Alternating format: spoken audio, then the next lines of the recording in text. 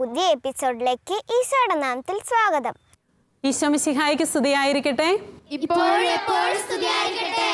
ഒരിക്കൽ കൂടി അല്പം കൂടി ഉണർവോടെ എന്ന് പറഞ്ഞാലോ, ഈശോ മിശിഹായ്ക്ക് സ്തുതിയായിരിക്കട്ടെ.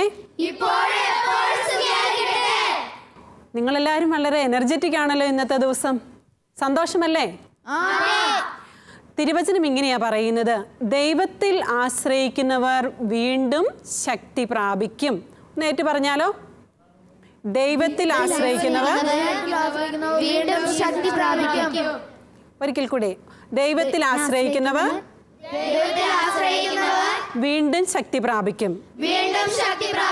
അപ്പൊ നമുക്ക് ഒരിക്കൽ കൂടി ഒന്ന് ശക്തി പ്രാപിക്കണം, ഒന്നും കൂടെ ബലം പ്രാപിക്കണം, ഒന്നും കൂടെ ഉയരങ്ങളിലേക്ക് നടന്നെടുക്കണം. അതിനായിട്ട് നമുക്ക് ഇന്നത്തെ ദിവസം ഈ സെഗ്മെന്റിൽ ഒരു പുതിയ ഗെയിം കളിച്ചു നോക്കാം. കഴിവുകൾ എങ്ങനെ ഉപയോഗിക്കാമെന്ന് നമുക്കൊരു ഗെയിമിലൂടെ നോക്കിയാലോ?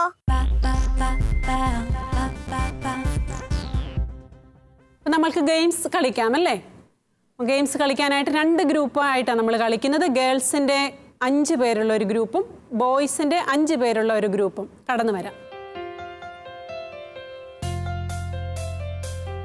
ഗെയിംസ് കളിക്കാൻ റെഡി ആയില്ലേ? അവൾ സിസ്റ്റർ പറയുന്നത് എങ്ങനെ കളിക്കണ്ടേന്ന് 2 പേപ്പർ നിങ്ങൾക്ക് തരും. ബോയ്സിൻ്റെ ഗ്രൂപ്പിൽ ഒരു പീസും ഗേൾസിൻ്റെ ഗ്രൂപ്പിൽ ഒരു പീസ് പേപ്പറും. ഇത് നിങ്ങൾക്ക് ഏത് ടെക്നിക്ക് വേണമെങ്കിലും ഉപയോഗിക്കാം. ഈ പുറകിൽ കാണുന്ന ആ ബോർഡിൽ, വയലറ്റ് കളറിലെ ബോർഡിൽ നിങ്ങളത് ഒട്ടിക്കണം.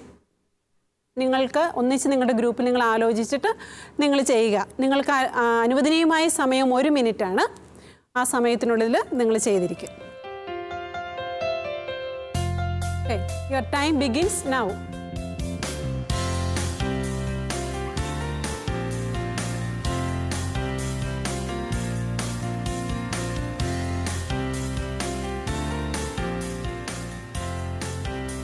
Okay, let's give them a big clap. എല്ലാവരും മിടുക്കന്മാരുമാണല്ലോ. ആരുടെയാ കൂടുതൽ ഹൈറ്റിൽ പോയത്? ബോയ്സിൻ്റെ അല്ലേ? അപ്പോൾ ബോയ്സിന് നമുക്ക് ഒരിക്കൽ കൂടി ഒരു അപ്ലോസ് കൊടുക്കാം. ഗേൾസിൻ്റെ ഗ്രൂപ്പിന് നമ്മൾ കൊടുക്കണ്ടേ ഒരു കൈയടി? ഓക്കെ, നമുക്കൊരു ക്ലാപ്പ് കൊടുക്കാം. നിങ്ങൾക്ക് നിങ്ങളുടെ ഇരിപ്പിടങ്ങളിലേക്ക് പോകാം.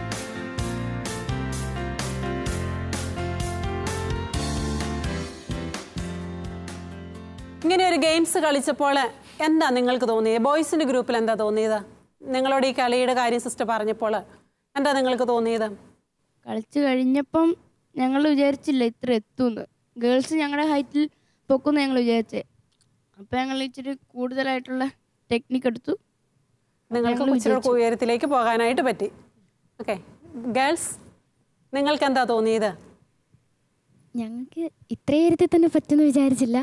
പിന്നെ കുറച്ചുകൂടെ നന്നായിട്ട് ശ്രമിച്ചായിരുന്നേ കിട്ടുമായിരുന്നു, കുറച്ചുകൂടെ ഉയരത്തിലെത്തുമായിരുന്നു. അപ്പോൾ ഇത്രയും ചെയ്യാൻ പറ്റുമെന്ന് തോന്നിയില്ല, പക്ഷെ എങ്കിലും ഉദ്ദേശിച്ചതിലും കൂടുതൽ ചെയ്യാൻ പറ്റി.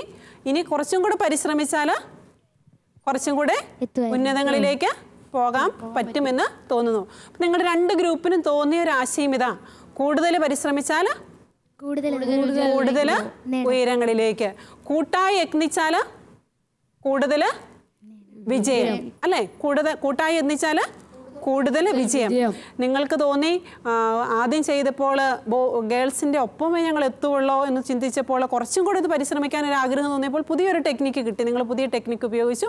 അങ്ങനെ അവരെക്കാളിലും കുറച്ചും കൂടെ ഉയരങ്ങളിലേക്ക് പോകാൻ പറ്റി. അപ്പോൾ ഇതാണ് ജീവിതത്തിൻ്റെ ഒരു നിയമമാണ്. കൂടുതൽ പരിശ്രമിച്ചാൽ കൂടുതൽ ഉന്നതങ്ങളിലേക്ക് നടക്കാൻ പറ്റും. അതോടൊപ്പം കൂട്ടായി പരിശ്രമിച്ചാൽ അതിലും ഉന്നതങ്ങളിലേക്ക് പോകാനായിട്ട് നമുക്ക് സാധിക്കും. പ്രിയപ്പെട്ട കൂട്ടുകാരെ, നമുക്ക് ദൈവം തന്ന കഴിവുകൾ തിരിച്ചറിയാൻ പരിശ്രമിക്കാം.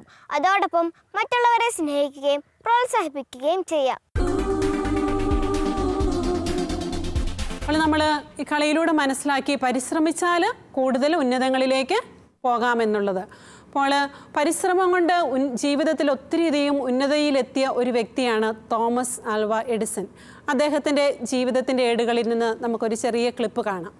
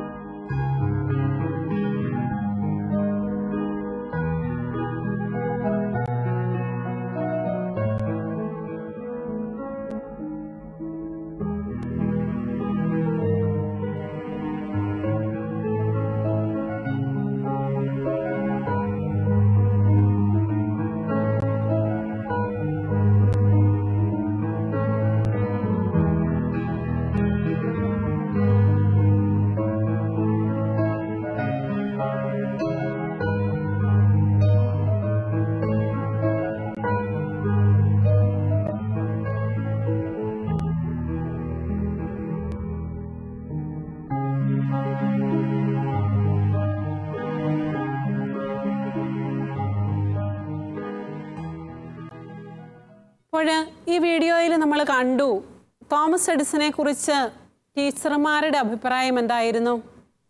ഒത്തിരി ബുദ്ധിയൊന്നുമില്ലാത്ത ഒരു കുട്ടിയെന്നായിരുന്നു അല്ലേ? ബുദ്ധിയില്ലാത്ത കുട്ടി, അതുകൊണ്ട് ഇവനെ ഇവിടെ പഠിപ്പിക്കാൻ സാധിക്കുകയില്ല എന്ന് പറഞ്ഞ ടീച്ചർ കത്ത് കൊടുത്തു വിട്ടത്. പക്ഷേ ഈ കത്ത് വായിച്ച അമ്മ എഡിസണോട് എന്തു പറഞ്ഞു? നീ ഒത്തിരി ബുദ്ധിശാലിയായ ഒരു കുട്ടിയാണ് എന്ന് പറഞ്ഞ്, അതുകൊണ്ട് ഞാൻ നിന്നെ പഠിപ്പിക്കാം എന്ന് പറഞ്ഞ് അമ്മ എഡിസനെ പഠിപ്പിച്ചു തുടങ്ങി എന്നാണ് എഡിസന്റെ ജീവചരിത്രം പറയുന്നത്. അതിനുശേഷം നമുക്കറിയാം ഒത്തിരിയധികം മനുഷ്യകുലത്തിന് നന്മകൾ ചെയ്തുകൊണ്ട് അനേക കണ്ടുപിടുത്തങ്ങൾ നടത്തിയ ഒരു പ്രശസ്തനായ ശാസ്ത്രജ്ഞനായിട്ട് അദ്ദേഹം മാറി. അപ്പോൾ പിന്നീടുള്ള കാലഘട്ടത്തിൽ അദ്ദേഹം ഈ കത്തെടുത്ത് വായിച്ചപ്പോഴാണ് അദ്ദേഹം ഇങ്ങനെ എഴുതി വെച്ചു. എന്താ എഴുതിയിരുന്നത്? ബുദ്ധിക്ക് കുറവുള്ള കുട്ടിയായി എന്നെ അമ്മ വലിയൊരു ശാസ്ത്രജ്ഞനായിട്ട് മാറ്റി. അപ്പോൾ ഇതാ പറഞ്ഞത്, പരിശ്രമം ഒരു വ്യക്തിയെ ജീവിതത്തിന് ഉന്നതങ്ങളിലേക്ക് നയിക്കും, കൂട്ടായ പരിശ്രമം കൂടുതൽ ഉന്നതങ്ങളിലേക്ക്. അപ്പം എഡിസന്റെ പരിശ്രമവും അതോടൊപ്പം അമ്മയുടെ നിരന്തരമായിട്ടുള്ള സപ്പോർട്ടും എഡിസനെ ജീവിതത്തിൻ്റെ ഉന്നതങ്ങളിൽ എത്തിച്ചു. ഇന്നും മനുഷ്യകുലം ഓർത്തിരിക്കുന്ന തക്ക രീതിയിലുള്ള വലിയ കണ്ടുപിടുത്തങ്ങൾ നടത്തുവാൻ തോമസ് എഡിസന് സാധിച്ചു. അപ്പോൾ നമ്മളൊക്കെ ഇതുപോലെ വലിയ കാര്യങ്ങൾ ചെയ്യുവാനായിട്ട് ദൈവം ഈ ലോകത്തിലേക്ക് പറഞ്ഞു വിട്ടിരിക്കുന്നവരാ അല്ലേ? ഒത്തിരിയധികം കഴിവുകൾ നമുക്കില്ലേ? ബുദ്ധിശക്തി ഇല്ലേ? ഒത്തിരി വിഭിന്നങ്ങളായ ടാലന്റുകൾ, കഴിവുകൾ നമുക്കുണ്ടല്ലേ? കളിക്കാന്, പാടാന്, ആടാന്. അപ്പോൾ ഒത്തിരിയധികം കഴിവുകളും തന്ന് നമ്മളെ ദൈവം ഇങ്ങോട്ട് വിട്ടിരിക്കുമ്പോൾ ചിലപ്പോഴെങ്കിലും ചില സ്വാധീനങ്ങൾ നമ്മുടെ കഴിവുകളെയൊക്കെ ഇങ്ങനെ മൂടി വയ്ക്കും. സിസ്റ്റർ ഒരു ഉദാഹരണം പറയാം. നിങ്ങൾ കേട്ടിട്ടുണ്ടോ എന്ന് എനിക്ക് അറിഞ്ഞുകൂടാ. ഒരു അടുത്ത് ഒരു കുഞ്ഞുറുമ്പുണ്ടായിരുന്നു. ഒരു കുഞ്ഞുറുമ്പും അതിനൊരു കൂട്ടുകാരിയായിട്ട് ഒരു തത്തമ്മയും ഉണ്ടായിരുന്നു. അപ്പോൾ ഈ കുഞ്ഞുറുമ്പിൻ്റെ ഏറ്റവും ഇഷ്ടമുള്ള ഹോബി എന്ന് പറഞ്ഞാൽ വെള്ളത്തിൽ കളിക്കുക എന്നുള്ളതാണ്. മഴവെള്ളത്തിൽ കളിക്കുക എന്നാണ് നമുക്കും ഇഷ്ടമല്ലേ? മഴവെള്ളത്തിൽ കളിക്കാൻ. അപ്പം കുഞ്ഞുറുമ്പിനോട് അമ്മ എപ്പോഴും പറയുമായിരുന്നു വലിയ വെള്ളത്തിലൊന്നും പോകരുത്. പക്ഷെ കുഞ്ഞുറുമ്പ് അങ്ങനെയൊക്കെ അമ്മ പറയുന്നതൊക്കെ കേട്ടു. പക്ഷെ അങ്ങനെ കളിച്ച് ഒരു ദിവസം ഒഴുക്ക് ചാലിൽ ചെന്ന് വിട്ടു. അപ്പോൾ ഇങ്ങനെ കുഞ്ഞുറുമ്പിന് ഒരു രീതിയിലും രക്ഷപ്പെടാൻ പറ്റാതെ വന്നു. അനുസരിക്കാതിരുന്നുകൊണ്ട് മരണത്തെ മുഖാഭിമുഖം കണ്ട് കുഞ്ഞുറുമ്പിനെ കൂട്ടുകാരി കണ്ടു മുകളിലിരുന്ന്. അപ്പോൾ കുഞ്ഞുറുമ്പിനെ രക്ഷിക്കുവാനായിട്ട് അവിടെ ഇരുന്നു കൊണ്ട് ആ തത്തമ്മ ഒരു ഇല വെള്ളത്തിലേക്ക് ഇട്ടുകൊടുത്ത് അങ്ങനെ ആ ഇലയുടെ സഹായത്താൽ ഇലയിൽ പിടിച്ച് കുഞ്ഞുറുമ്പ് രക്ഷപ്പെട്ടതായിട്ടാണ് കഥ പറയുന്നത്.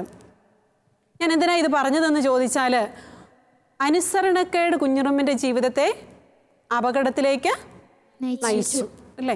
അപ്പോൾ നമ്മുടെയൊക്കെ ജീവിതത്തിലും ഇങ്ങനെ ചിലപ്പോഴെങ്കിലും ചില അനുസരണക്കേടുകളും ചില ദുശീലങ്ങളുമൊക്കെ ഉണ്ടാകും. അത് ജീവിതത്തെ തളർച്ചയിലേക്ക് അല്ലെങ്കിൽ നാശത്തിലേക്ക് നയിക്കും. വീണ്ടും ഒരു ഉദാഹരണം പറയാം. ഒരു റാണിമോളുടെ കഥ സിസ്റ്റർ പറയാം. റാണിമോള് നിങ്ങളെപ്പോലെയൊക്കെ ഒരു നല്ല മിടുമിടുക്കിയായ ഒരു ചുറുചുറുക്കത്തിയായ ഒരു പെൺകുട്ടി ആയിരുന്നു. അവൾ നന്നായിട്ട് പഠിക്കുമായിരുന്നു.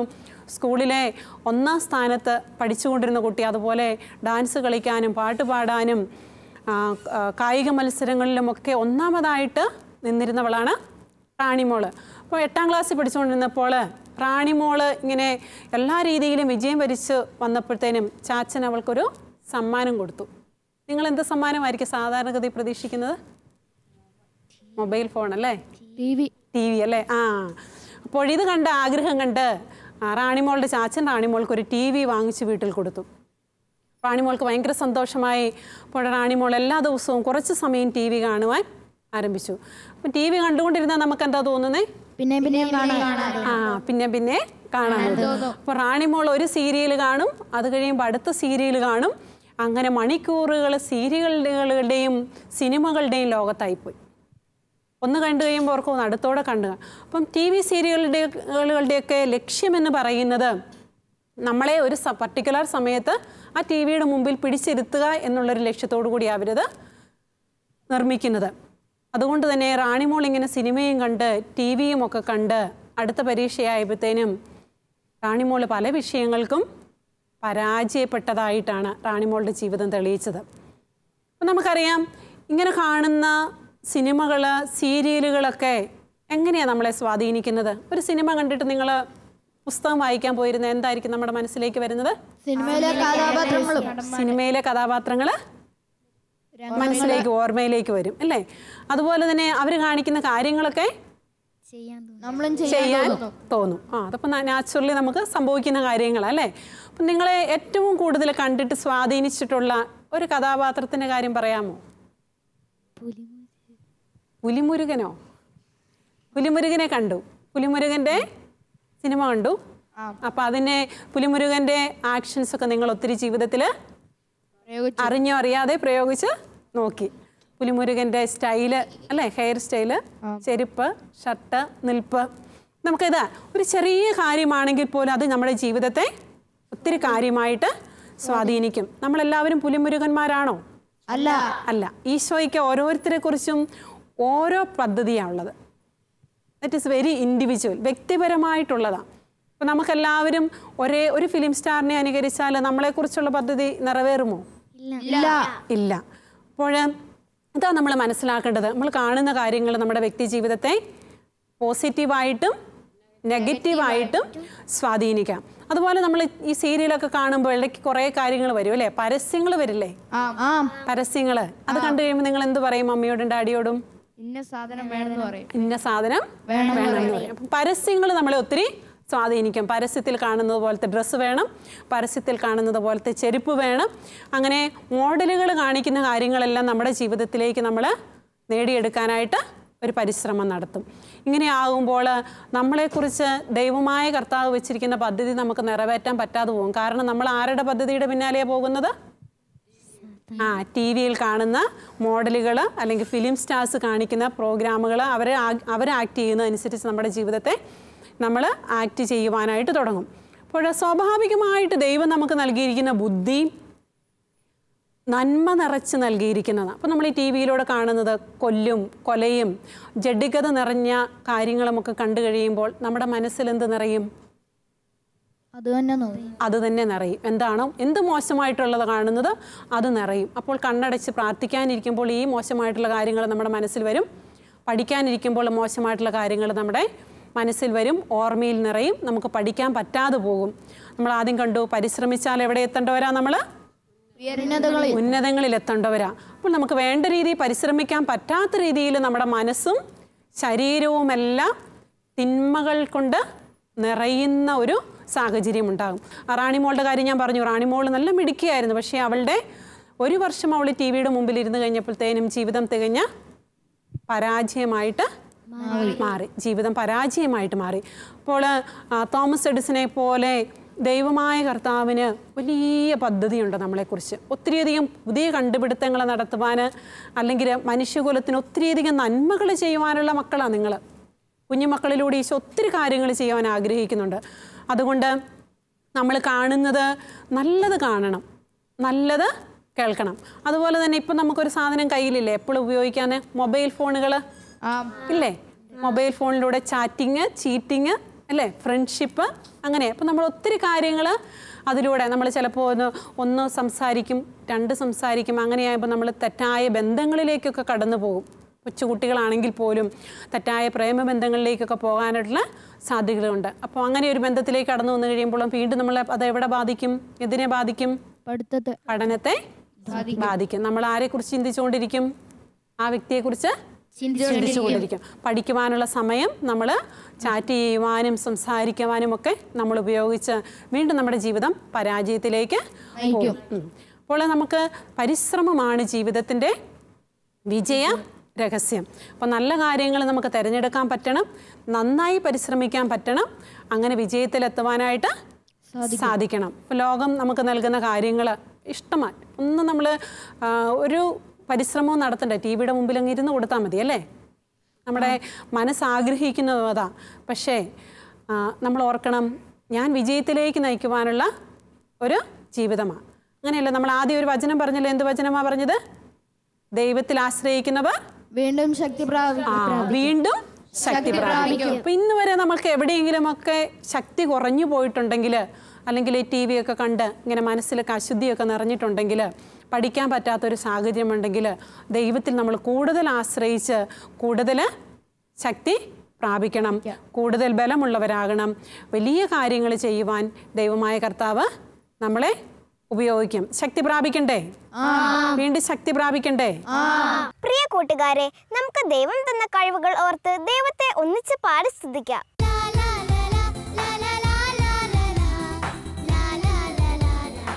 അപ്പോൾ പരിശ്രമത്തിൻ്റെ ഒരു ജീവിതത്തിലേക്കാണ് നമ്മളെ വിളിച്ചിരിക്കുന്നത്. നമ്മൾ ആരോട് കൂടിയാണ് പരിശ്രമിക്കേണ്ടത്? ഈശോയോട് കൂടെ പരിശ്രമിക്കണം. ഈശോ നമ്മുടെ കൂടെയുണ്ട് നമ്മളെ സഹായിക്കാനായിട്ട്. നമ്മൾ ഈശോയുടെ കൈവിട്ട് പോകുമ്പോഴാണ് മറ്റ് പല അടിമത്തങ്ങളിലേക്ക്, ദുശീലങ്ങളിലേക്കും ഒക്കെ പോകുന്നത്. അപ്പോൾ ഈശോയുടെ കരം മാത്രം മുറുകെ പിടിക്കാനായിട്ട് നമുക്ക് സാധിക്കണം. അപ്പോൾ യേശു മാത്രം, യേശുവിൻ്റെ കരം മാത്രം നമ്മൾ മുറുകെ പിടിക്കുക. നമ്മുടെ ഈ ബാല്യകാലം, നമ്മുടെ യൗവനകാലമൊക്കെ നമ്മൾ ഈശോയുടെ കൂടെ നടന്ന് വലിയ വിജയത്തിലേക്ക് എത്തുവാനായിട്ട് നമുക്ക് സാധിക്കണം. അപ്പോൾ വൺ ആൻഡ് ഒൺലി യേശുനാം, അതായത് ഒരേ നാമം, ഒരേ നാമം. ആരുടെ നാമമാ? യേശുനാമം. നമുക്ക് ഒന്നിച്ച് ആ ഗാനം എന്ന് പാടാം. ആ ഈശോയുടെ കരം പിടിച്ചുകൊണ്ട് നമ്മളൊരു പുതിയ ജീവിതം ആരംഭിക്കുക. നമുക്ക് സ്റ്റാർട്ട് ചെയ്യാം. One and only യേശുനാം.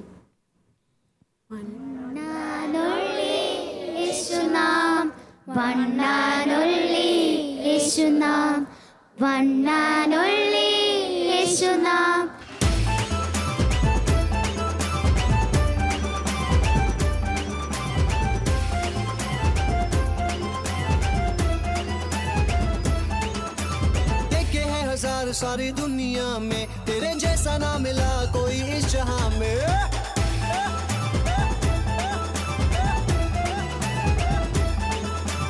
देखे हैं हजार सारी दुनिया में तेरे जैसा ना मिला कोई इस जहां में। तेरा स्टाइल ही सबसे अलग है खुदा मेरे, तू ही कमाल है। मेरा स्टाइल ही सबसे अलग है खुदा मेरे, तू ही कमाल है।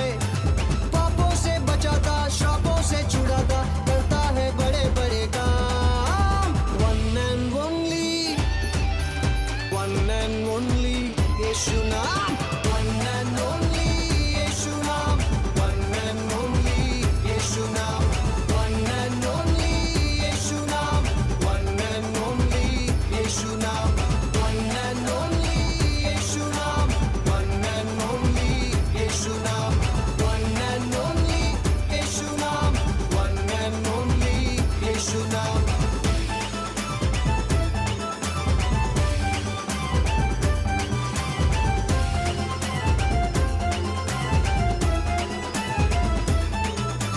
पानी पे वो चलता है, तूफानों को थमाता है। पानी पे वो चलता है, तूफानों को थमाता है। आशीषें वो देता है, हर रोगों को चंगा वो करता है। पानी पे वो चलता है, तूफानों को थमाता है। आशीषें वो देता है, हर रोगों को चंगा वो करता है। तेरा स्टाइल ही सबसे अलग है खुदा मेरे, तू ही कमाल है।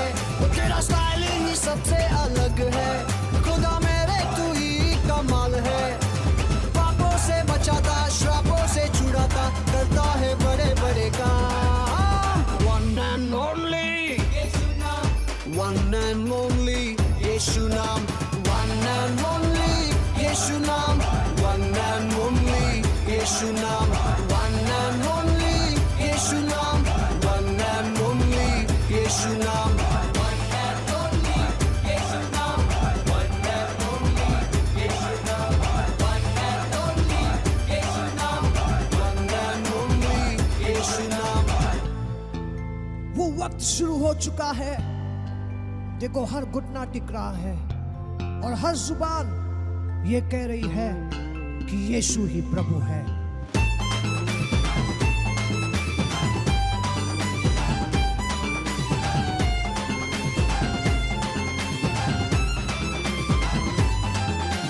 गिरते हुओं को उठाता है, अपने बाजू में बिठाता है। गिरते हुओं को उठाता है, अपने बाजू में बिठाता है। वचनों से अपने करता है और अद्भुत नजारे दिखाता है। गिरते हुओं को उठाता है, अपने बाजू में बिताता है, वचनों से अपने भरता है और अद्भुत नजारे दिखाता है। कोई नहीं है उसके जैसा, बस वो ही है एक कमाल का। कोई नहीं है उसके जैसा, बस वो ही है एक कमाल का। पापों से बचाता, श्रापों से छुड़ाता, करता है बड़े बड़े काम। वन एंड ओनली यीशु नाम, वन एंड ओनली यीशु नाम, वन एंड ओनली यीशु नाम, वन एंड ओनली यीशु नाम, वन एंड ओनली यीशु नाम। അപ്പോൾ നമുക്ക് നല്ല കാഴ്ച ഉണ്ടെങ്കിലേ നല്ല കാര്യങ്ങൾ തിരഞ്ഞെടുക്കാൻ പറ്റുകയുള്ളൂ. അപ്പോൾ ഈ ലോകവും ലോകത്തിൻ്റെ കാര്യങ്ങളും ഒക്കെ കണ്ട് ചിലപ്പോൾ നമ്മുടെ കണ്ണുകൾ അന്ധമായി പോകാം.